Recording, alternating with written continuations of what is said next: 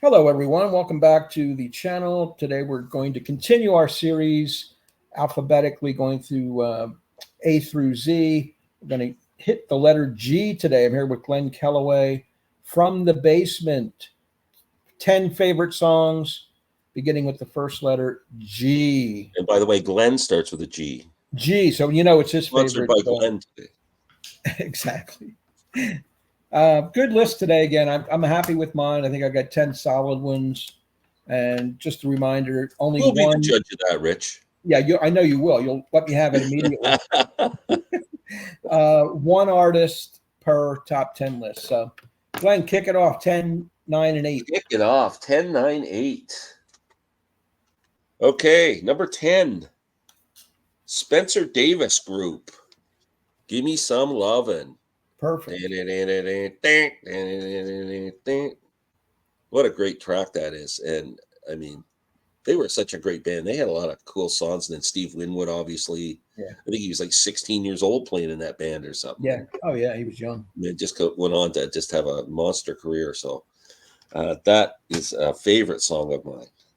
Number 9, the Beatles are low this week. I couldn't find a Beatles song that really excited me to move them up in the standings. So I'm going with Got to Get You Into My Life off of Revolver. Okay. That's my token Beatles song for the week. And this one I had trouble with. The Young Rascals, the Rascals. Do I pick Groovin' or do I pick Good Lovin'? That's tough. Both great songs. I went with Good Lovin' just because it rocks really hard. It's just a great freaking track. So I went with that, but I love Groovin' too. I think this is a great band. They are. And by the way, there's a box set just released with all of their studio albums in it. That's a great box set. Because I would have taken Good Lovin'. But their albums are really strong. They've got a lot of good deep cuts. You made the right choice. Good Lovin's a little bit better for me than Groovin'. What about the Grateful Dead's version of Good Lovin'? How's that? I don't like it too much. Okay. Yeah. Rascals is better. I think it's because Bob Weir's vocals aren't that good on it. Yeah. I don't think he sings it well. Okay. I'm going to kick mine off number 10. This is from Supertramp, Breakfast in America, Goodbye Stranger. Oh, Love nice this song. 1979. They had a string of hits on here, but that's my favorite Supertramp song off that album. Here's one that's my deepest cut, I think, that I have. Steve Forbert, Going Down to Laurel. I don't know that song, but I love Steve Forbert. Yeah. What's the song called? Going Down to Laurel. Oh, wow. It's a dirty, stinking town. Great. I gotta listen to that. Yeah. That's one of my favorite Steve Forbert songs off his first album. He's awesome. Yeah. And number 8. This is a compilation of Glen Campbell's all-time best hits. Gentle on My Mind.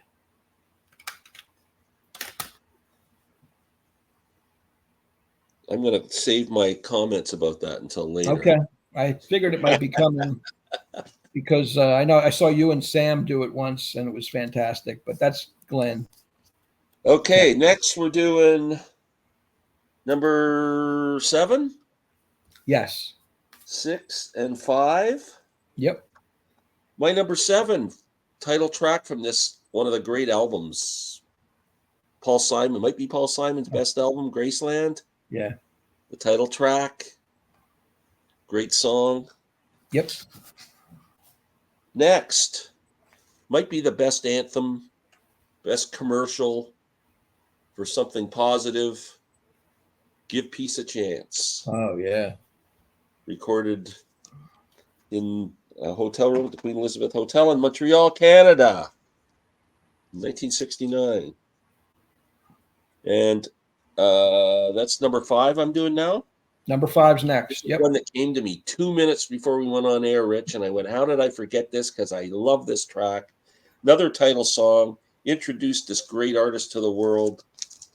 Guitar Town, Steve Earle. Yeah, Steve Earle. Yep.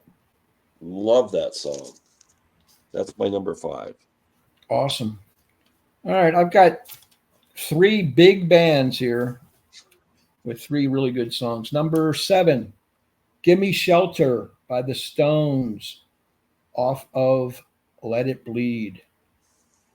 Anthem. Awesome track. Number 6 is my token Beatles song, as you put it. Get Back from Let It Be. Oh, okay. Your mama's waiting for you. She's wearing them high-heeled shoes. And a low neck sweater. Get home, Loretta. Number 5.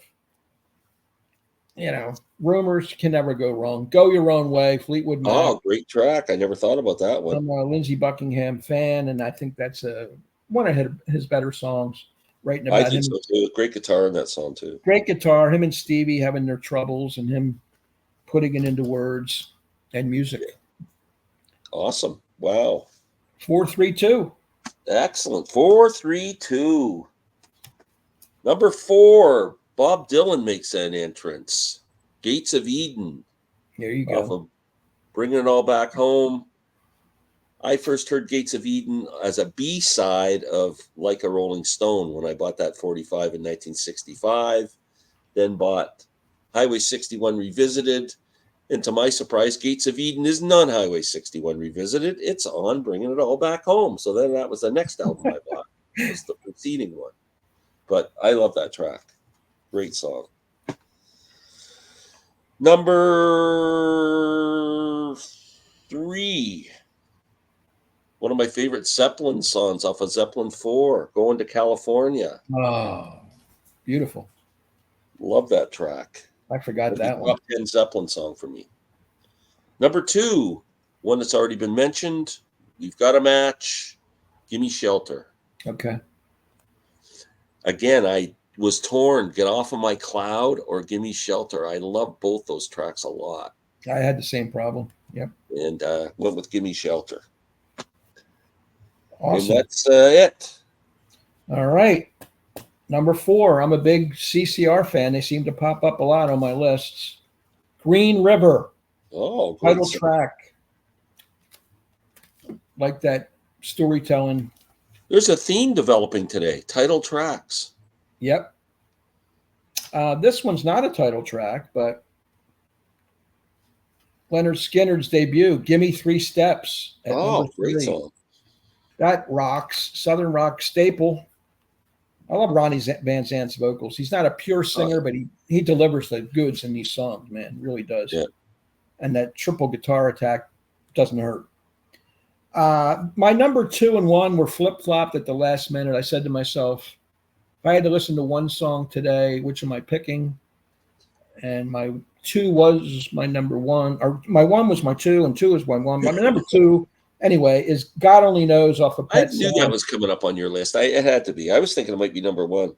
It was until this morning, and I said, I really like the other song better, so I'm going to go God Only Knows at number 2. Wow. Number 1. You already mentioned it, and I said I was going to talk about it later. It's one of my favorite songs of all time, but to me, it's a John Hartford song, not a Glen Campbell song. Gentle on My Mind. Amazing song. And John Hartford was a very unique artist, multi-instrumentalist, really played and wrote and sang what he wanted to, and what allowed him to have the career he had was the fact that Gentle on My Mind paid for it all. One of the most recorded songs in the history of music, as far as I know. So it's not far behind Yesterday.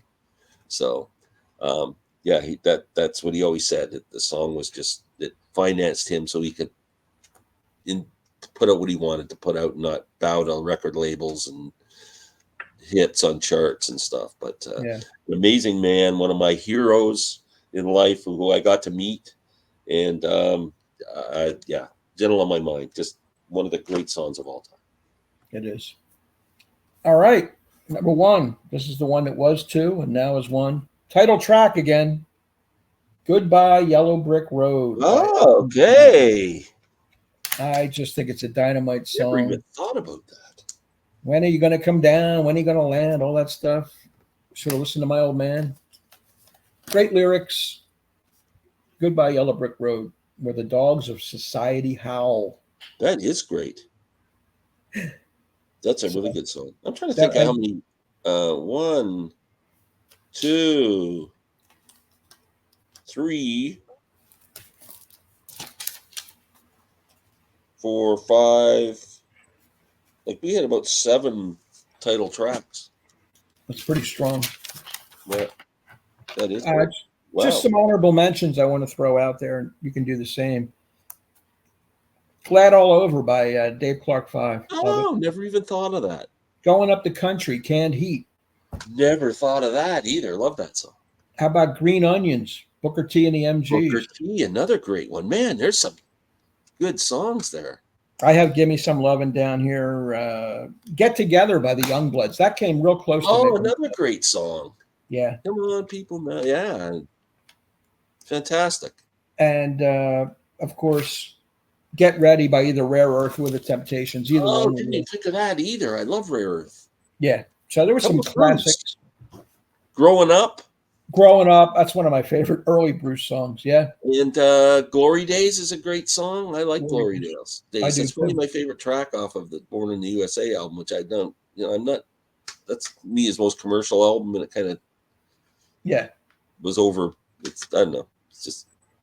But Glory Days, I didn't even have written down. I can't believe it. That's a good one. Yeah. How about Gloria by Them?